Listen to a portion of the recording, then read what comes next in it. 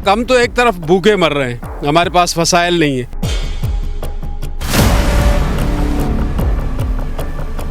क्या ये कौमी सरमाया या हमारे सिंध का सरमाया ज़ाया नहीं किया जा रहा है?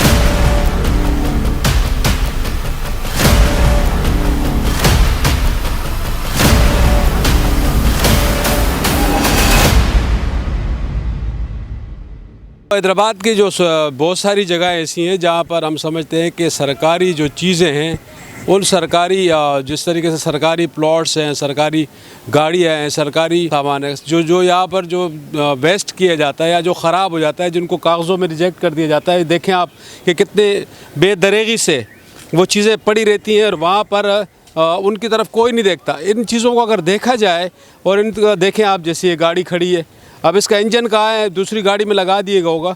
लेकिन इसी के साथ साथ आप देखें कि बल्दिया आला हैदराबाद का ये जो है कबाड़ खाना है। इस कबाड़ खाने में आप देखें कि कचरा कुंडियाँ, जो जिसके लिए कश्तियों का लफ्ज़ इस्तेमाल होता है, और ये जो है ये सामने लिखा हुआ है हैदराबाद म्यूनसिपल कॉरपोरेशन। ये जो फायर ब्रिगेड की गाड़ी है ये खड़ी है सामने। ये कश्तियाँ जिनकी ज़रूरत है, लेकिन ये यहाँ पर रिजेक्ट करके डाल दी गई हैं। आप पीछे देखें तो एक ओल्ड पुराने हैदराबाद सिटी की गाड़ी आपको नज़र आएगी, ऊपर लिखा भी हुआ है सिटी हैदराबाद।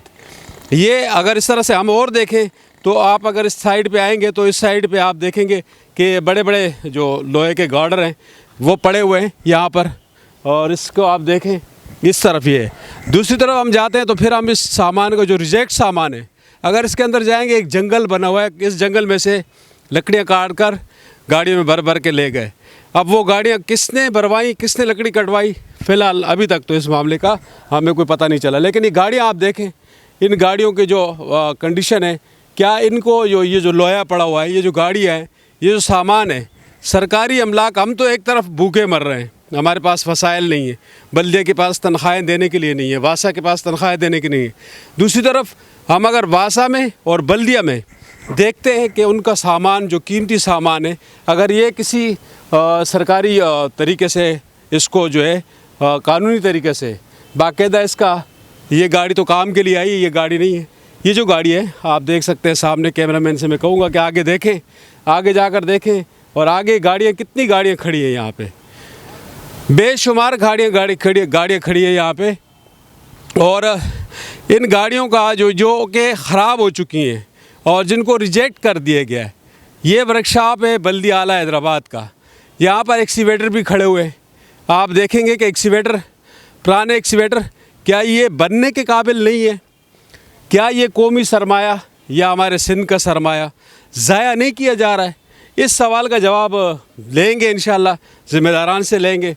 आप देखें ये गाड़ियाँ, देखें, चले ज़रा आगे दिखाएं, कि आप दिखाएं, मैं आपको बताता हूँ कि ये एक्सीवेटर देखें, ये कितने कीमती एक्सीवेटर है। ये कवर नवीद के टाइम पे आए थे, जब वो सामने देखें आप एक्सीवेटर 1 2 3 4, होए ये आप देख सकते हैं कि ये एक्सीवेटर जो इतने कीमती एक्सीवेटर थे, और ये गाड़ियाँ जो आई थी पहले, ये उस वक्त आई थी जैसे अभी हमारा एक मुआहिदा हुआ है सफाई के हवाले से, और तुर्की से हुआ है शहरों की सफाई के हवाले से।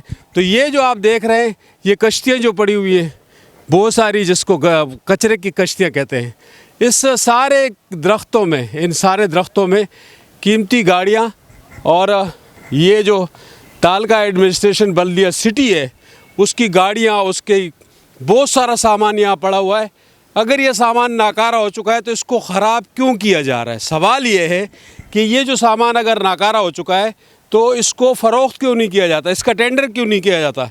इसको देकर इसके बदले में बल्दिया आला सिटी के लिए कोई इस मज़ीद शहर की सफाई के लिए काम किया जा सकता है। उसको इसमें इस सामान को अगर भेज दिया जाए तो बहुत सारा नया सामान लिया जा सकता है, जिससे सिटी के जो बल्दिया के सिटी, बल्दिया तो पूरे हैदराबाद की है, लेकिन सिटी के मसाइल में कहता हूँ कि इसके सिर्फ कबाड़ खाने से ये गाड़ियाँ, मेरे कैमरामैन आपको दिखाएगा, ये जितनी कीमती गाड़ियाँ यहाँ पे खड़ी हैं, इन गाड़ियों से जो पैसे वसूल होंगे उससे हैदराबाद सिटी के लिए बहुत सारी चीज़ें, बहुत सारे मामलात, बहुत सारे मसाइल हल हो जाएंगे। ये जो कीमती सामान है या जिसको कचरा बना दिया गया है और कचरे के अंदर डाल दिया गया है बेरहमी से, कौन ज़िम्मेदार है इसका?